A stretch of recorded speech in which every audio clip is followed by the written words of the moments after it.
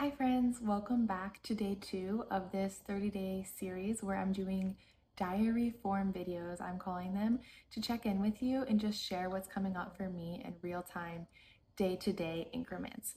So this morning, as I was doing my morning pages, which is a morning journal practice, the main thing that was coming up, and it's pretty similar to yesterday, since this is only one day apart, we might find that similar things are coming up for me in a row. But what was coming up for me is wondering where I'm meant to be and what I'm meant to be doing. So this is like an overarching theme for me right now because I am in this in-between space of being grateful for where I'm at, but also feeling an innate natural pull showing me that something is going to be shifting and changing soon. So I'm curious about that, and it's obviously coming up in my morning pages and just in my daily thought patterns, wondering and almost seeking what is it that I'm meant to be doing next. But the biggest thing that came up for me this morning in that was my body reminding me of its wisdom. And I was shown a previous example of when my body knew what I was meant to be doing, but my mind didn't necessarily agree or wasn't quite up to speed with what my body was showing me. But the biggest message that I'm being shown and I'm really feeling within is that my body always has my innate best interest in mind, and the timing is really shown to me more through my body than through my mind. The only issue is that sometimes my mind is not patient enough to really give my body that space to lead me fully. And in the past, this came up when I was trying to decide if I was going to go back to this particular living situation that I had been in, and the lease became available and I had really loved living there. So my mind was thinking that I would just go back there. But my body, for whatever reason, and I know the reason now further down the road, was telling me, no, we're not going back there. And it was not my body using words to tell me that, but it was this feeling in my gut of just knowing from within that I didn't see myself going back there. And so I chose to follow that, even though I had to make a difficult choice in reference to other people. So I really liked the landlords of that particular living situation. And then instead of going back there, I was going to be staying with my mom.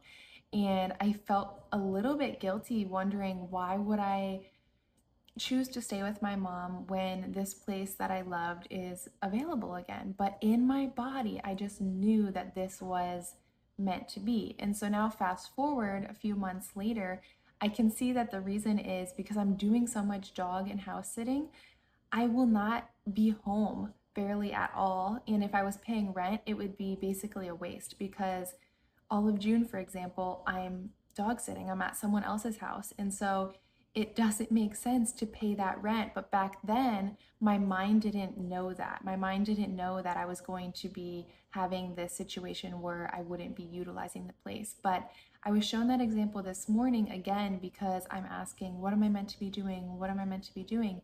And my body feels more peace than my mind. And that brings comfort. But like I said, it comes back to having the patience. I wrote something down this morning that says, it's not about needing to know the answer.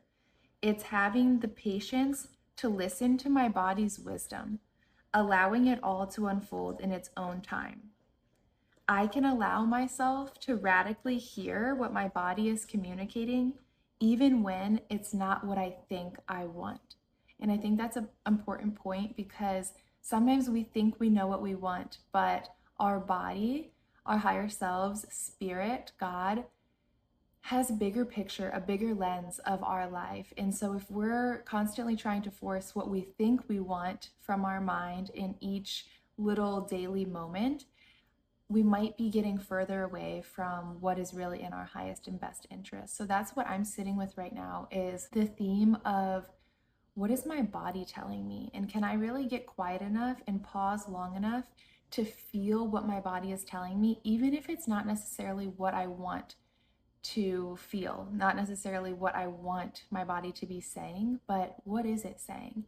And another thing that came up around this idea is how I feel a little bit uninspired or depleted when it comes to inspiration. And my body, again, was kind of cueing me to the realization that it's because of how much we consume in today's society. It's common for us to see a lot of other people and to compare ourselves to other people. For instance, when it comes to Instagram trends or any trend for that matter, we see a much larger group of the population than we would say 50, 100 years ago.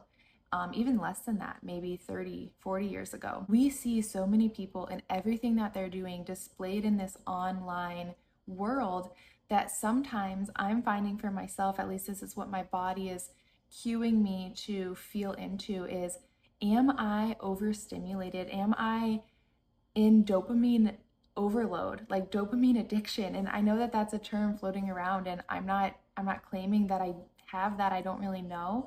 But it was interesting to me that that came up and that I'm feeling that because I'm seeing so many outward versions of inspiration, that I do admire these people's work. I'm lit up by what other people are sharing and what they're doing out in the world. And sometimes I think I confuse that with inspiration, whereas inspiration really has to come from the same place that the wisdom is coming from and where those inner knowings are coming from, which is the body. And my body can guide me and inspire me from within. The biggest thing, I think, is just getting out of my own way, getting out of our own ways when it comes to feeling what the body is bringing up for us to feel. So I hope that this message was helpful for you in some way, and I look forward to seeing you back here for day 3.